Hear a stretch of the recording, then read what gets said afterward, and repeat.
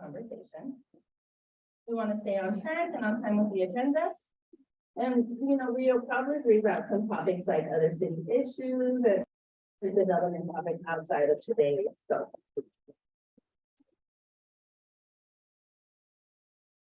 So our goal and what we're doing today is we want to talk about a more inclusive, collaborative, and constructive conversation about development. So we like to have conversations way ahead of any major decisions happening, any development, coming to the area. We want to know about your values. We want to hear your input so that we can have a good sense of what you want to see in the community. So here are our goals. We want to learn about affordable housing policies at the local and state level. Today, we'll be sharing some specific information about state funding and for affordable housing and how some of those differ from local policy. We want to brainstorm on what you want to see from local development and affordable housing. And then we will share your input with developers in B9.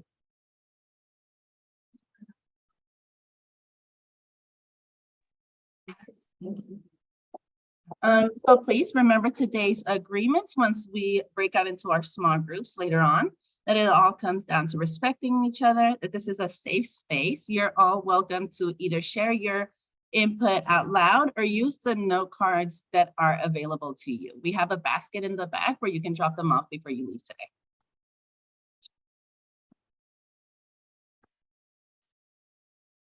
And here is our agenda again for everyone. So we've gone through our Zoom, our welcome, why we're here today. We're going to dive into our presentation with Alex in a second. Then we're going to have our first discussion breakout. So the first conversation is going to focus on the concerns and feedback on development. Our volunteers will be assigned to your groups a little separately, and they'll be available to take notes. And Alex and I will be floating around if there's any specific questions.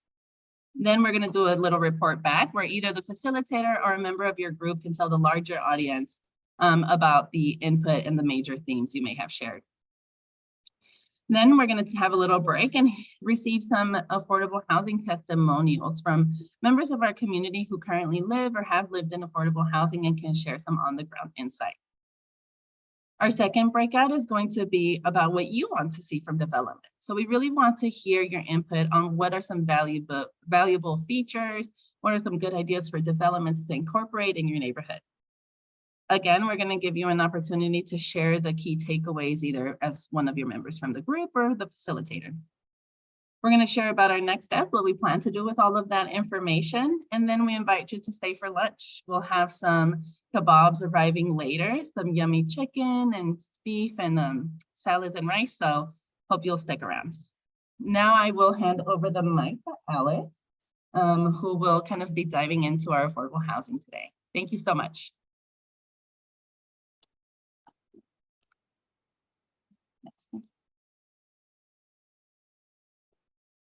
Good morning, everyone.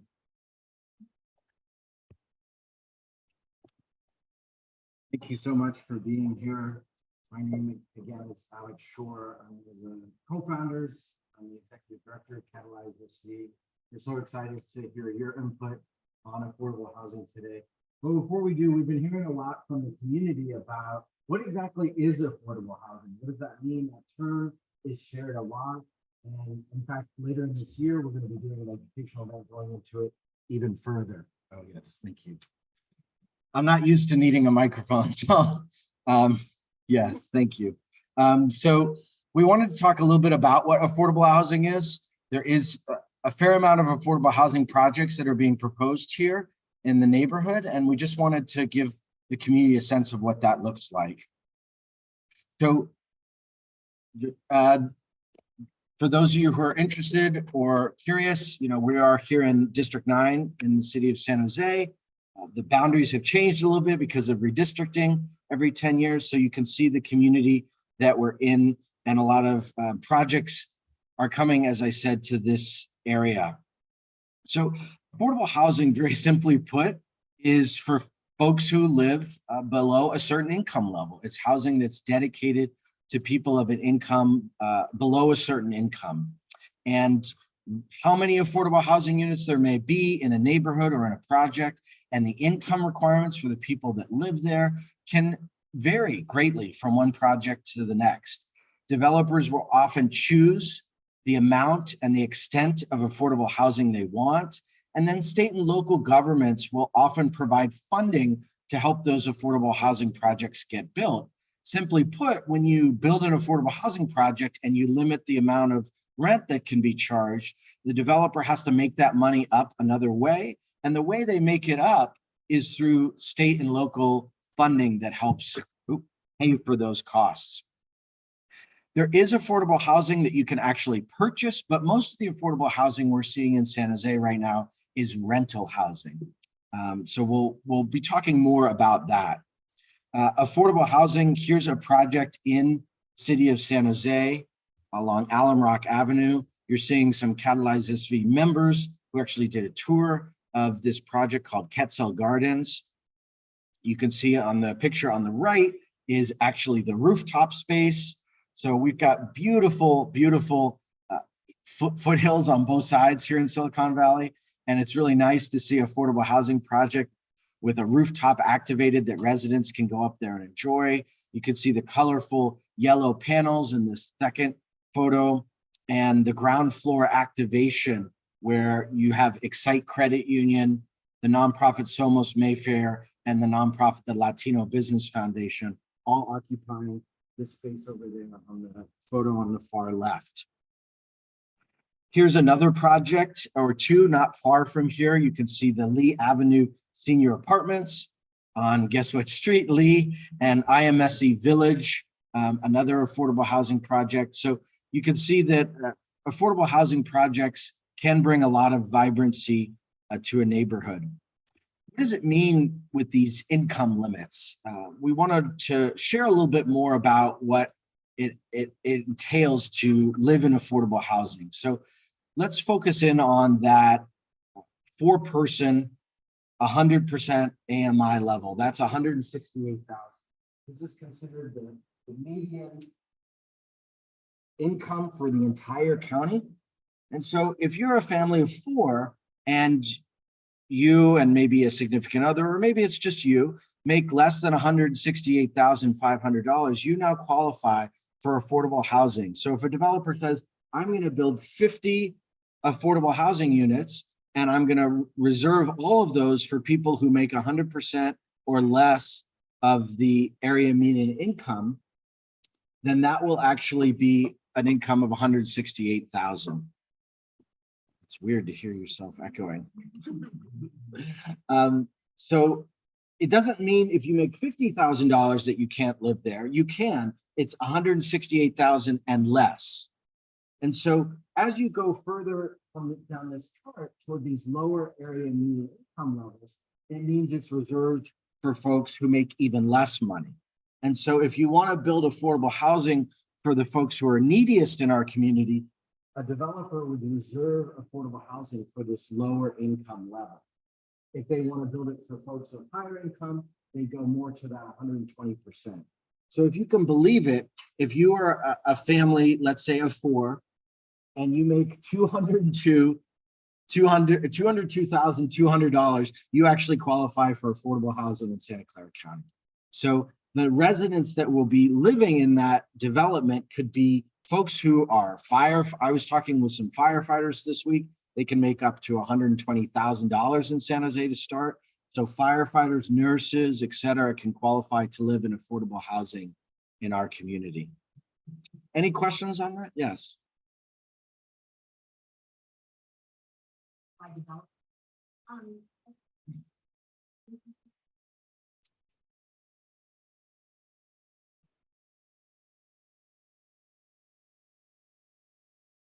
So developers will choose to go higher or lower based on where they think they can get state and local funding. So there are different groupings for financing of those projects, and developers will make a choice based on what they think they can afford. So it's all about getting the financing, particularly from the state, that helps them pay for those levels. Yes, Catherine.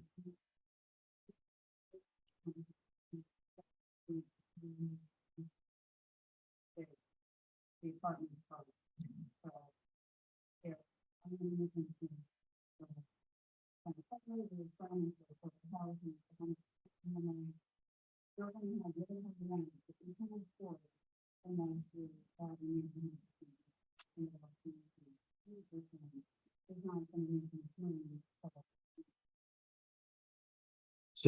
for those on Facebook, one of our participants here, Catherine, was saying that to qualify, if you make like 30% affordable housing, you're not going to be able to qualify for affordable housing as easily unless it's dedicated to these lower amount loans.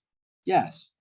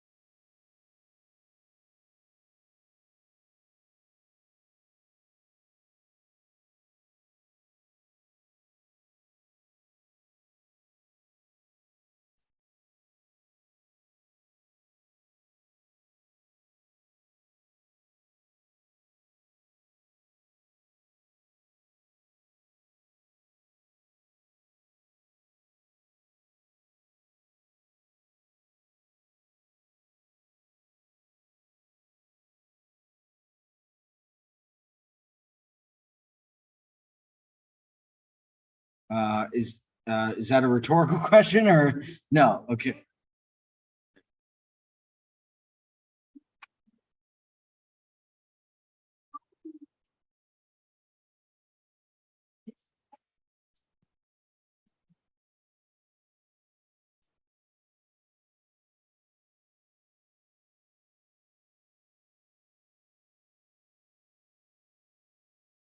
Okay.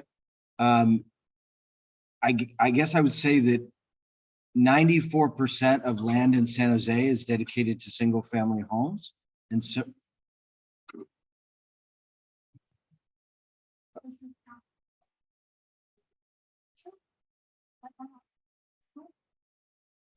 the statistic I've read from the New York Times is 94% of land. I've read from the Turner Center at Berkeley, 84%. So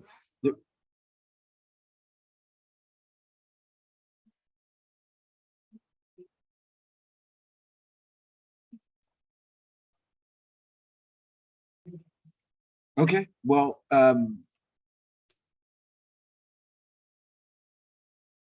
yeah, so the transfer tax that you're referring to is Measure E. And so anytime a house is bought and sold, you charge the person who sells the house, and that money goes toward Measure E, which funds affordable housing. So the median cost of a home in Santa Clara County now is about 1.5 million, I think. So those are people making huge purchases. And as I understand, the transfer tax is a very, very small amount of money when you're making that big of a purchase.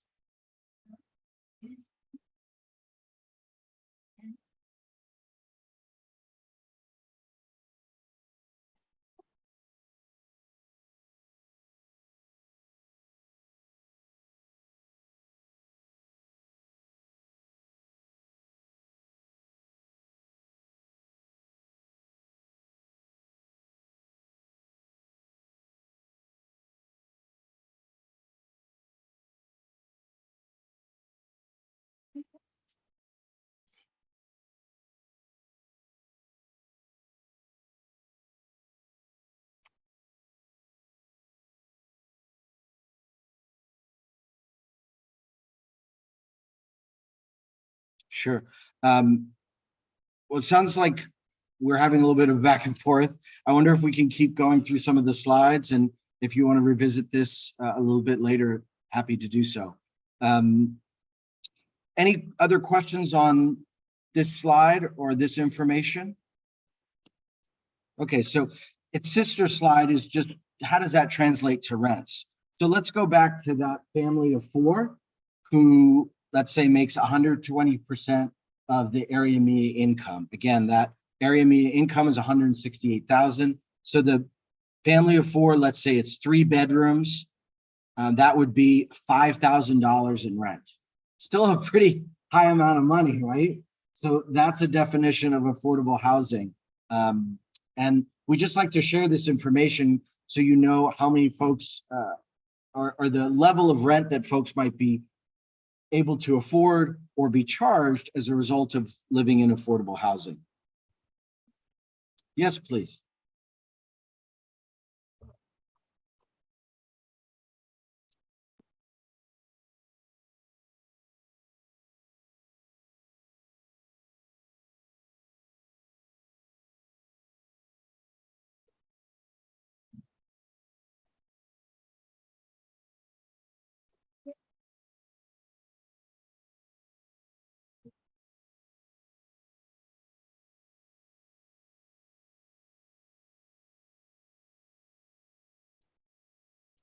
Sure. It's Garnetta, right? Yeah, good to see you again. We're going to get into that question in small groups. I think I don't have all the answers on that, but what I do know is that the new city policy in San Jose, it sounds like you know as well, allows developers to choose how much parking they're going to use and need in their developments. The research that I've read, for instance, from the Obama administration's housing toolkit, said affordable housing residents need parking at lower levels and are more likely to use public transit than residents of, say, a market rate project. So there may be less demand. But let's talk some more about that in our first breakout room, because I hear that's a concern and that's something we want to delve into more deeply with you.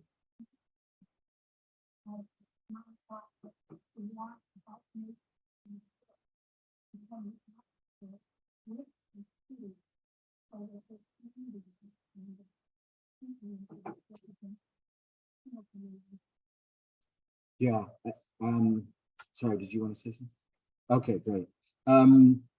So just a couple other slides on affordable housing, and we're about to break up into small groups in a couple minutes. Affordable housing can vary wildly. So you can have a project in the city of San Jose that will build 85% of market rate. That could even be, market rate can be luxury. It's basically whatever the free market will allow and what people were willing to pay. But the city also has a regulation that one of your options is to build 15% of those homes as affordable housing. So you can either build them on site as part of your market rate project, or you can pay a fee as a developer and say, you know, I'm not going to build any affordable housing, but I'm going to pay money toward affordable housing that can be built on another location at a future time. So there's some choice that the developer has on where and when to build affordable housing. Yes. It has to be within the city, I believe, yes, but it doesn't necessarily have to be in that neighborhood per se. So, and then with this, when you use this scenario, it can allow a developer to build, instead of having some affordable housing literally right next door to some market rate, they're building at a later time in a later location, but that money in that project isn't, may not be realized yet. So you want to keep in mind that that housing might be deferred and you have to cobble together, again, a bunch of funding to build 100% affordable housing project. So we've got some statistics that we pulled from the City of San Jose's website on progress toward affordable housing that we wanted to share. And this is, again, up on the city's website. It's a nice resource and it changes and grows over time. We also wanted to share a little bit about the city's progress towards affordable housing. So every 8 years, the entire state has to just say how much affordable housing each city is going to build in each community. And San Jose's in the process of updating that right now. But if we look back over the last 8 years, what's called the Regional Housing Needs Allocation, or RHNA, that's what we were supposed to build in terms of housing over the last 8 years. And you can see we actually built more than what we were required by the state to build in market rate housing, 105%. But on affordable housing, we're way, way, way behind at 24%. And so what that means, think about it like a debt. We don't have the amount of affordable housing we need. We haven't built it. We're about to start another cycle or another year and we're getting further and further behind. So the lack of affordable housing is sort of piling up like a debt might. And we are going to have a very big goal the next 8 years as a city on the amount of market rate and affordable housing we build. And guess what? The state is now punishing cities more and more who don't build that amount of affordable housing. And so cities might be in jeopardy of not receiving other funding for transportation or environmental sustainability. The state might start holding back monies. So they're putting in more restrictions if you don't meet these housing levels. And that's something that San Jose may have to contend with. So now I'm going to turn it over to Rocio, who's going to talk a little bit more about the state's role in helping building housing. Yes, Dave. Yeah, sorry about that. And we do have this presentation online through the Facebook Live that we're running right now, and we're happy to share it with you as well. We've got a little source there at the bottom, and we can share that as well. But yeah, this is being updated over time by the city.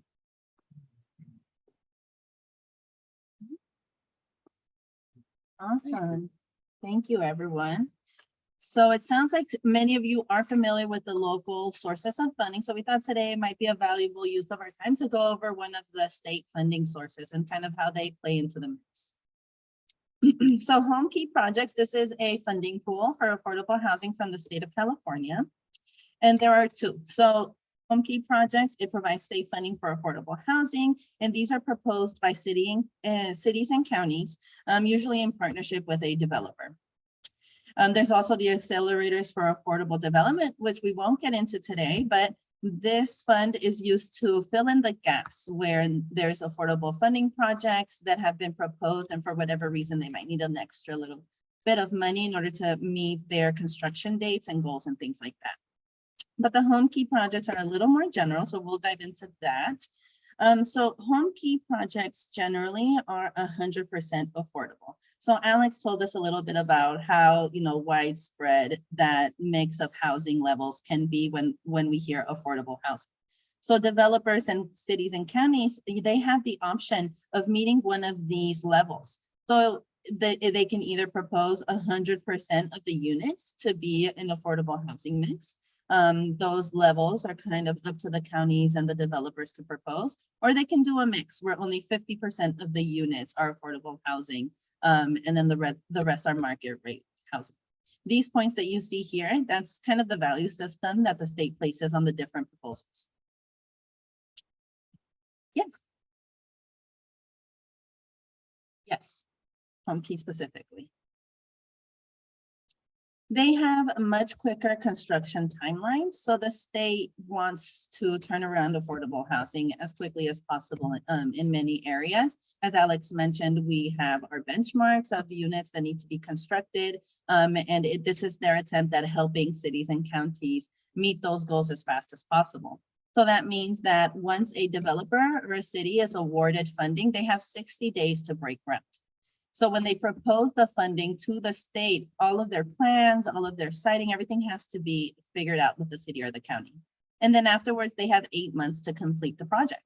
So that means that a project can break ground and be done within a year in one of our communities.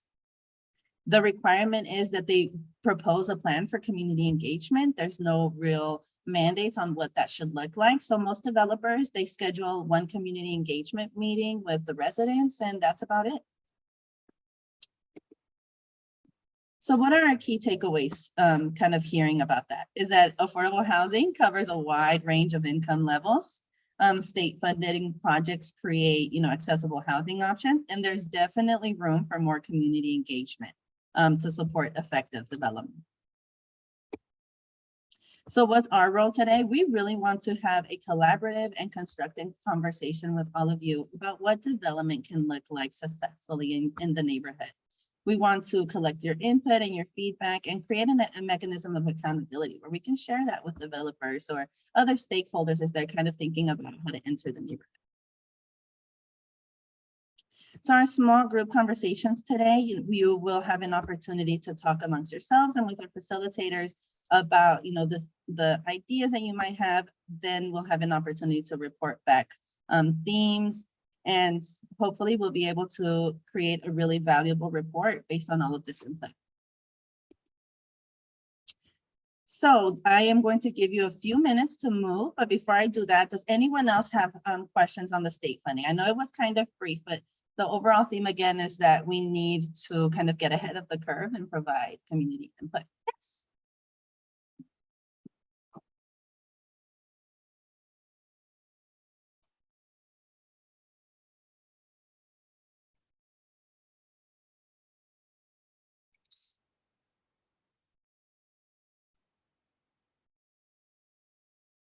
Mhm.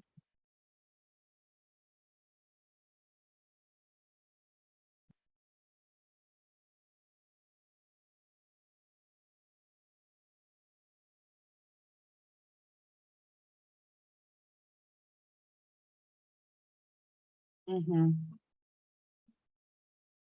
Mhm. Yeah, definitely. I mean, our goal is to really get ahead of, development projects and proposals with really valuable information about the features that you want to see here, right? So once we read our report after this event, one of the things that you mentioned, for example, is parking permits. Let's say that's the item that you add to our notes. That's the item that we move forward with. Our goal is to engage in conversations with developers that plan to come to this area and let them know this is a big concern for the residents there. We, like I said, love to build collaborative conversations, and we are not mandated by the city processes, by the public meeting processes, and things like that. So we're always available to create more events like this, to continue the conversation, and maybe even bring developers if you all would like to kind of co-host a meeting or something like that. Does that answer your question? So I mean, today we'll take the feedback and provide it back to District 9 and to developers. And then if you want to continue conversations with us after that, that one of our other bodies of work is we do advocate around projects. So you're welcome to get involved in this. Yes. Okay. Mm.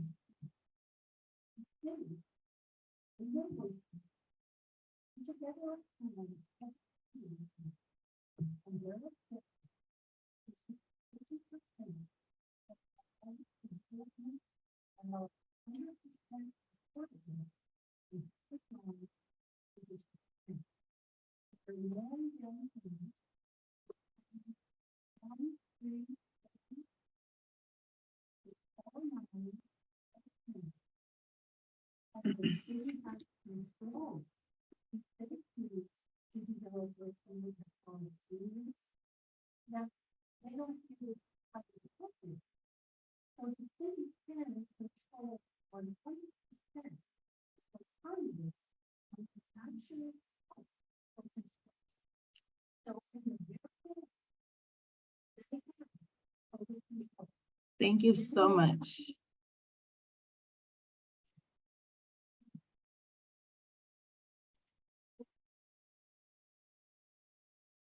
Thank you so much. So just to share with the people on the live and on the Zoom, there was some conversation in the room about the city's role in development and their control over siting policies and their process towards proposal of developments and where does control ends, right?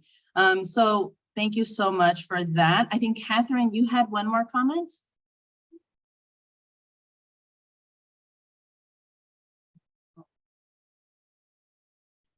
There's some conversation in the room about SB 35, which seems to be of interest to everyone. We're not diving into policy or advocacy today, so we definitely want to have an opportunity to have this conversation with all of you and continue to take notes on the input. So I definitely want to give everyone an opportunity now to move into their small groups. The way I think we'll do it is if one of the members of the volunteer group can sit with this half of the room and then in the inside, then we can kind of divvy up participants. Let's say a volunteer for every 2 participants would be super helpful. And gentlemen in the back, if you guys can join us in the U so that you can be joined by a facilitator, that would be awesome as well. Thank you so much, everyone. We'll have about 15 to 20 minutes for small groups. Please keep the conversation going. Oh, yeah.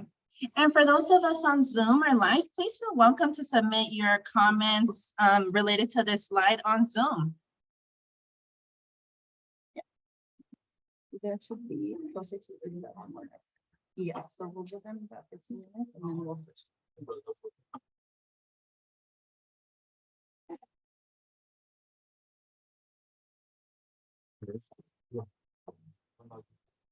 Yes. Two, let's do two, because we have 4 facilitators.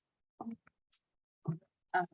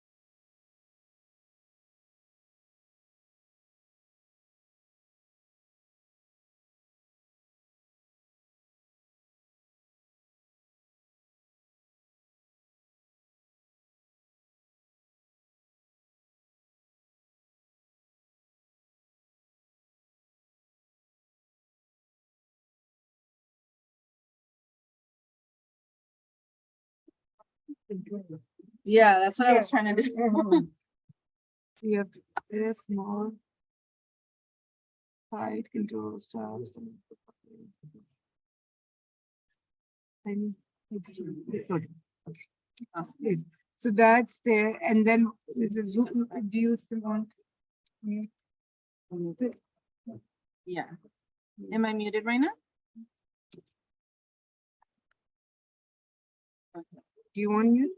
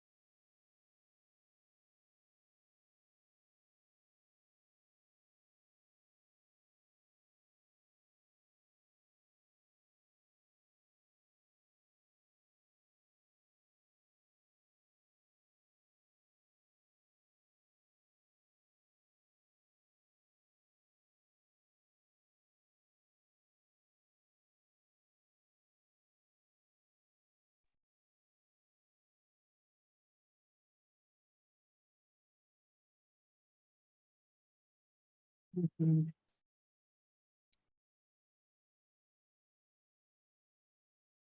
Yes, thank you so much for that, Sarah.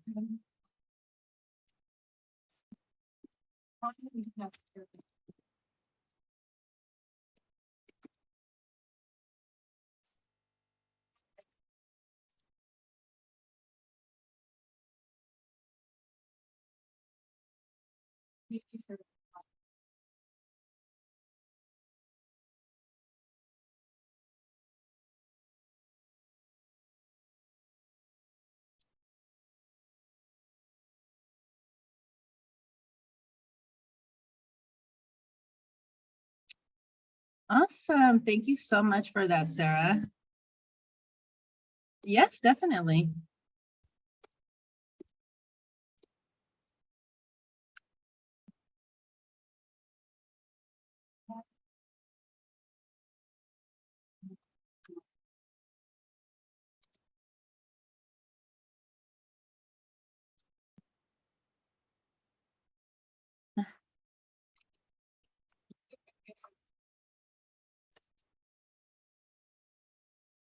Awesome. Thank you so much, Sarah and Sarah's team. Thank you.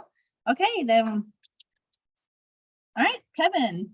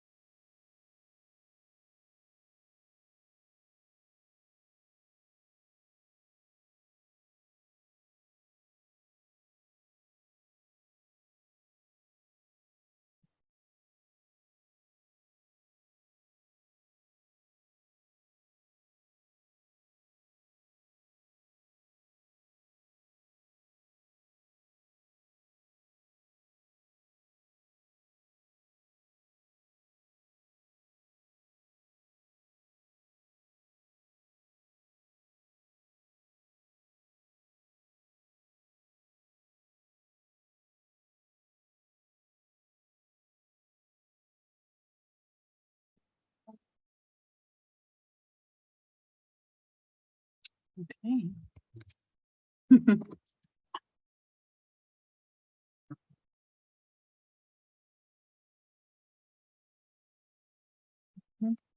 Thank you so much for that, Kevin and Kevin's team. Min, would you like to go next?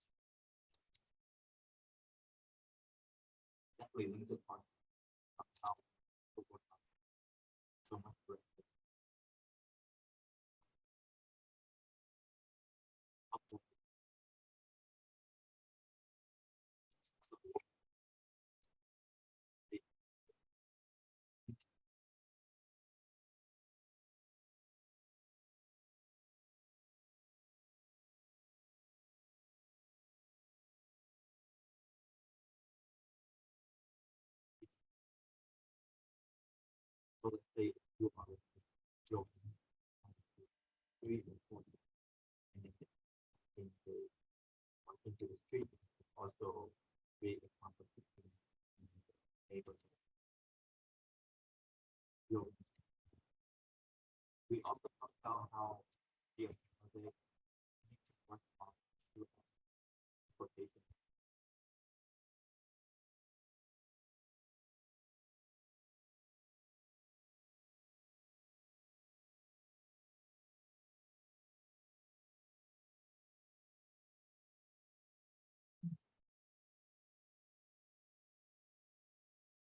Thank you so much.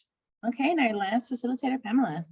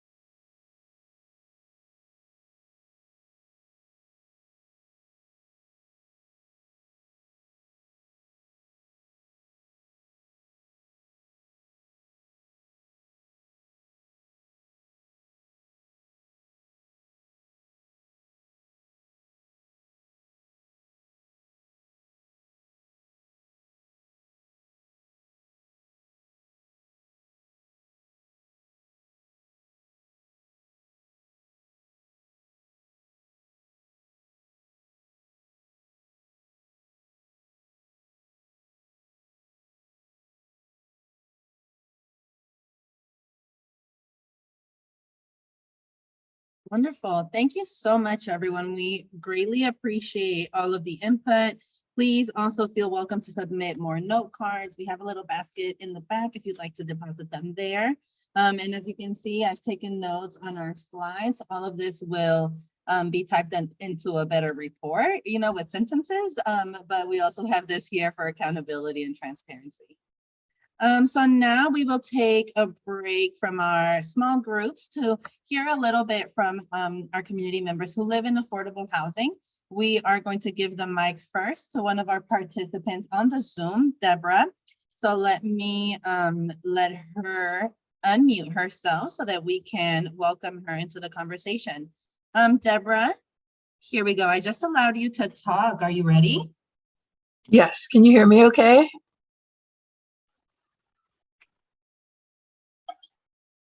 Deborah, I see that you unmuted yourself. Okay, there we go. Ask to unmute. Maybe. I don't think so. Deborah, if you're there, if you want to come on screen. If Can you hear me okay? He's unmuted. Hi, Deborah. Hi. Oh, I know. I live in a very specialized building. It is Okay. permanent supportive housing. Give us 1 second while we figure out the audio, Deborah. Okay. Okay.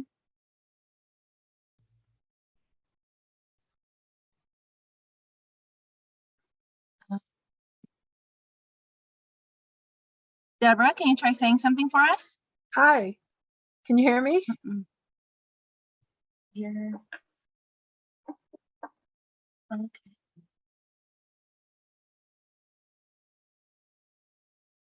Hello? Oh, yeah. Is this computer? Hello? Okay, we're gonna shift the mic over this way. There we go.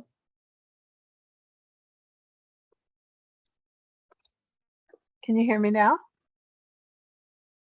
Hello, hello. Hola, hola.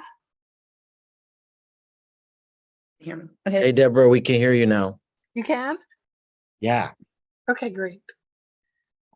Okay, awesome. So the prompt that I gave Deborah in our testimonials today was to think about, what their experience has been like living in affordable housing and to share with us some of their experiences, what have been some of the positive things that have happened, what have been some of the challenges. Just give us a little 2-minute, share about your experience, Deborah. Sure. I'll tell you a little bit about myself first. My name is Deborah Townley, and I was a teacher before I became disabled. I was married to a hardware engineer, and our family moved to the Bay Area in my 20s. I'm 53 now. I was a stay-at-home mom, licensed preschool owner, a parent volunteer, a parent education facilitator, a court-appointed special advocate. I was very involved in the community. And I have a bachelor's of science degree in education and an associate's of fine art. I had several life-changing events in a short amount of time that contributed to me becoming unhoused. The long story short includes divorce, a car accident, disability while caring for a disabled child. And my son and I moved from home ownership to a couple of different rentals, an RV and an SUV as my savings dwindled and I was unable to work. I applied for disability, but it was denied and delayed over the course of years. And we ended up living in various homeless situations over the course of 5 years while awaiting affordable housing wait lists. My son and I are now sharing a 250 square foot permanent supportive housing studio in downtown San Jose. We've lived here for 3 years. Some of the benefits of having affordable housing is that rent is affordable at 30% of my disability income, which I'm happy to share is a little over $1,000 a month. We have a shower, toilet, sink, mini kitchen, temperature control, bed storage for clothing and daily living needs, table and chairs, desk, water, electricity, and internet access. We have safety from exposure to the elements, which was further deteriorating our physical and mental health. We have stable housing, which allows us to rest and practice self-care, easily attend doctor visits, therapies, and work toward recovery from trauma. We have hope. We are in a better position now to begin to participate as part of the community, which is what I'm doing today, paying it forward, hopefully. So that's my introduction. My concerns about affordable housing are based on my 3 years experience here. The first thing we experienced when we first moved in here was community discrimination, distrust, hate, threats, and violence against us. And I just want to let people know that who we are seniors, veterans, disabled, families with children, pregnant people, people who have been trafficked, abused, aged out of foster care, and people with dual diagnosis. Another concern I have is that staff needs a lot of support because they can get very burnt out dealing with just problems as they come up. Security of the building is important. Elevators need to be cameraed. It's important to promote a healthy environment, such as a clearly marked smoking area that is away from the building so that people can come and go free of smoke. We have here, and this is rare and specific to the building that I live in. I don't believe it would be a common occurrence at all in affordable housing. So I don't want anything that I'm saying to be a deterrent, but we have had in this particular building fires, vandalism, theft, guns drawn, knife fights, domestic violence, threats and attacks on the disabled. And I'm not talking about residents against residents necessarily. It has also been community members. Sorry, my dog is drinking water. And grievances that are put to property management sometimes go unresolved or ignored. So it's really important that we have property management that is supportive and trauma informed and is able to de-escalate situations and has training on how to do that. Again, these are very rare occurrences, but they do happen, and they do happen more often where I live. But one of my concerns, my biggest concerns, is that we don't talk about these problems that can come up. And if we don't talk about them, we can't solve them. Let's see. One of the concerns I have also is placing people in affordable housing who are not housing ready. And I really feel like we need to come up with some kind of housing ready definition, and then some kind of implementation for assessing whether someone is housing ready. And the person may actually be able to tell you whether they're housing ready. They may be able to, once given housing choice options, and they would be able to understand what's available and then be able to kind of choose, or actually choose what would be more appropriate for them starting out. For us, this 250 square foot studio is perfect for us because we are both physically ill. And so taking care of something bigger than that for us right now is just not possible without a lot of help. Buildings that are ADA compliant, if we're going to be housing people with disabilities, it's really important that they can get in and out of the building. Also, there may be a need for more services as far as keeping things clean or having garbage chutes that are accessible so that garbage doesn't build up if somebody with a disability can't open the chute and put the garbage inside. Or we need staff that's willing to help them rather than blame them for not being able to do it. It's really important. The staff training is really important, and the trauma-informed training, I personally think would be most helpful for working with people who maybe have been unhoused and are now going into affordable housing and would need that kind of support. It's totally doable. I want to share that I had kind of a terrible experience with someone who had schizophrenia who was stalking me and telling me she was going to kill me. And I want to say this is a hope story, because what happened was it was very difficult. It went on for over a year, and I didn't have help from staff. And I actually think it's possible that they just didn't have the training or understanding of what to do. But once the mobile crisis unit and the police and the court system got involved and we were all on the same page, then we were able to get it resolved. She is getting the services that she needs. She's doing much better now. She's volunteering with staff, and her quality of life has greatly improved, and so has ours. So I just want to say that it's so possible to live, with everyone and with a lot of diversity. It's totally possible, but we have to address the problems as they come up. We have to face them as reality, and then we have to look for solutions rather than blaming and causing more drama, really. Not pointing that at anyone. It's just really important that we address the issues as they come up. in a dignified and respectful way.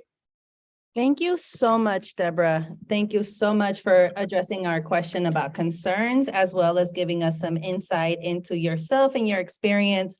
We really value your input and definitely welcome you to stay for the second portion and let us know about some of the features that you would like to see added to affordable housing and continue to participate in the conversation. Thank you All right, so thank much. you. Next, we have Catherine here in the room, who you will have all heard a little bit from, but I'm going to invite to the microphone so that we can capture her comments in the Zoom. Thanks, Rocio. No problem. Hi, my name is Catherine Hedges. I live in a downtown affordable building that is transit oriented. We're not permanent supportive housing. We do have some tenants who receive permanent supportive housing services, but 80 or 90% of the people in the building are just getting the type of income limited housing that Alex talked about earlier. So I'm paying about 50% of my disability check for rent. I don't get free internet. I don't get free utilities. I don't get any kind of supports. I do get a lot of harassment from management about my disability. I get harassment from other tenants. I get harassment from the neighbors. But I'm grateful to be able to live in San Jose and have proximity to customers, my small business, and lots of resources. Couldn't be happier with my access to transit. I took the bus here today, and I have a car, but I would prefer to take the bus for environmental reasons. Sorry, I'm rambling. I had a statement prepared, but it wasn't actually what they wanted to hear, so I'm winging it. I've had improv training. I can do this.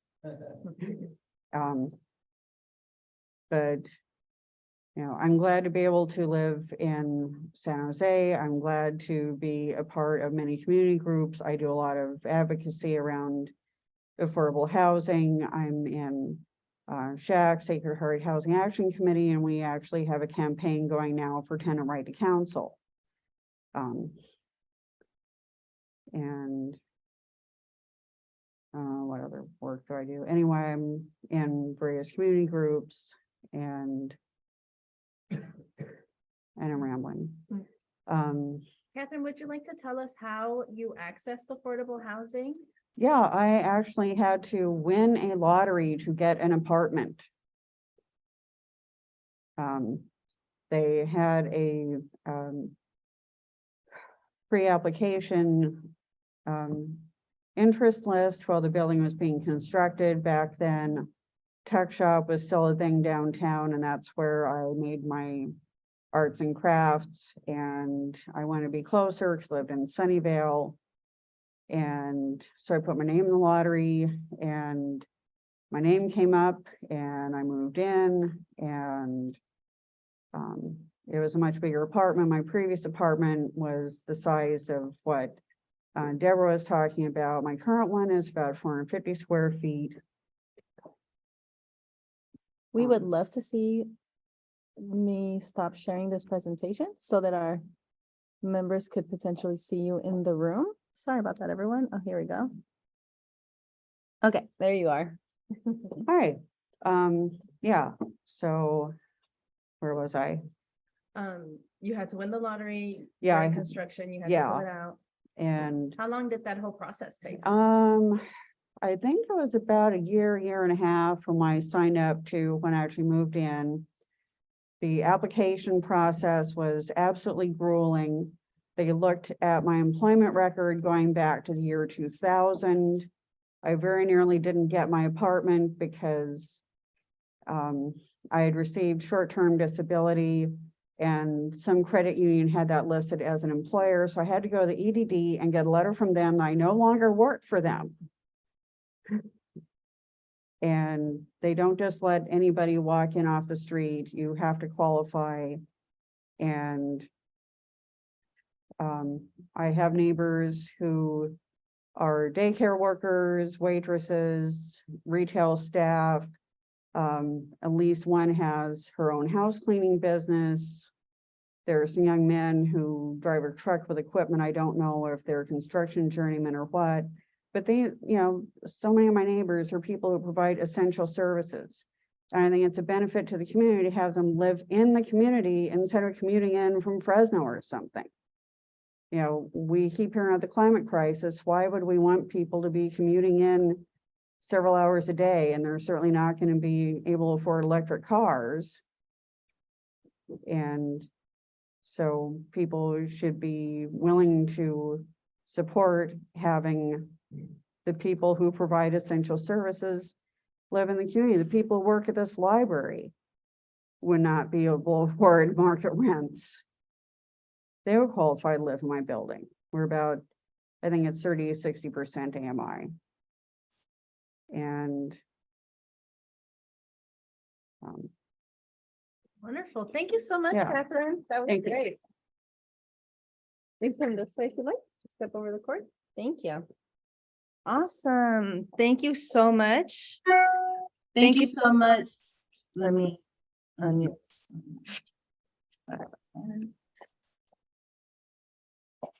There we go. Oh, okay. So thank you so much, Deborah and Catherine. We really value your input. Oh, Okay, there we go. Thank you so much, Deborah and Catherine. We really value your perspectives and your sharing your experience with us. We would love for both of you to stick around if you'd like to participate in the next portion of our event. Sorry, the cord here is a little loose. There we go. The next piece, we're going to have one more small breakout room, and we are going to discuss, what are the features that you think would be beneficial to an affordable housing development in your neighborhood. We are going to focus on these questions, which are a little bit more about, what kind of affordable housing do you want to see in D9? Let's see here. What amenities do you need in this area that maybe can be coupled with affordable housing development? We welcome you to get creative. We welcome you to think outside of the box. This is, a creative input session, so don't be afraid of your wildest ideas as you share with your facilitators. I know that one attendee left, so maybe this group of 3 can split off and one of you can join Anna. That would be awesome. Thank you so much. We will have 15 to 20 minutes, and anyone in the Facebook or in the Zoom is welcome to submit comments online. Thank you.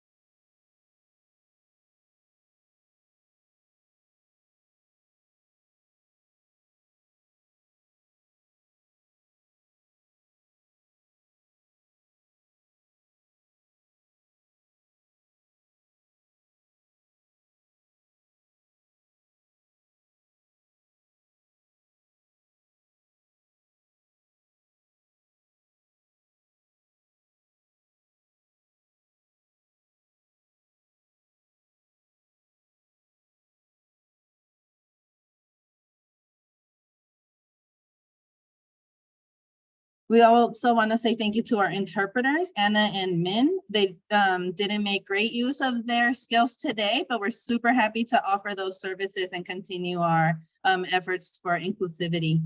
We want to thank you to Mary West Credit Union, who is our sponsor for today's event.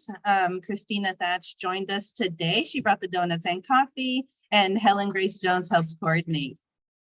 Of course, thank you to District 9 for inviting us here today and for all of the community members who joined and participated. Thank you so much for keeping your ears open to what we were discussing, for being creative and sharing your views and your input with us openly. We really value your input and we welcome you to continue to engage with Catalyze SV. Here is our contact information. We also have the contact information for Councilmember Pam Foley in here, and we're always open to receiving more suggestions on both, what you want to see here in the district for housing, but also if you have any ideas for future educational events, any topics that you would like us to discuss. There were a lot of great things shared today that we can always dive into more deeply. We have some fun events coming up soon. In March, we're going to host an event in the Campbell Community Center called Designing for Women. We're going to be discussing how spaces can prioritize women and children. Oh, we have one more question. Yes, no problem. Let's do this. Okay. Here we go. And you'll all receive these slides in an email as well. Don't worry. Oh, let me go back. Okay. Here we go. Designing for Women, as I mentioned, is going to be an in-person event where we will discuss the features that prioritize women and children, both in housing and other open spaces. You're welcome to take a picture of the QR code to open the registration link. Like I said, we'll also share these slides. Then in April, we have Experience Exhibit. We'll be taking a tour of a housing development in Japantown. We are going to take a look at the development. We're going to mingle. We'll have some food and beverages there. So definitely it'll be a little bit more of a fun experience than today, but always welcome for to participate for input. And please, a reminder that you will all receive a post-event survey. As I mentioned, it'll have similar questions to what you received before the event. We'd like to know, how you received the information today, what intrigued you the most, if there's any other topics that you would like us to address. I'll leave this slide here for a little while so that you can scan the QR code or the link. And if you want to see any other slides while you're here, please feel welcome to let me know. We have lunch available. We ordered from the kebab shop. So we have some yummy pita bread and salad and food for all of you. Please feel welcome to stay. We'll be around till 12:45 and you're definitely welcome to mingle and hang out. Thank you so much, everyone. And with that, we conclude the event. I'll go ahead and close the Zoom. If you have any input that you'd like to submit via the Zoom, now is the time. I'll give you guys about a minute. Thank you. Thank you.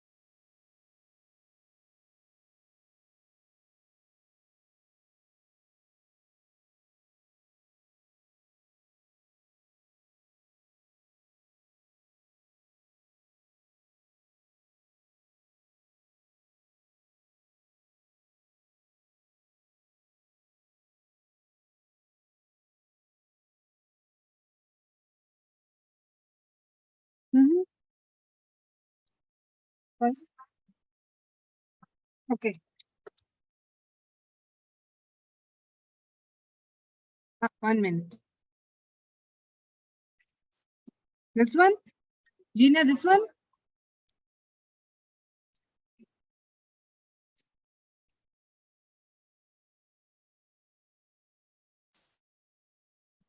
Okay.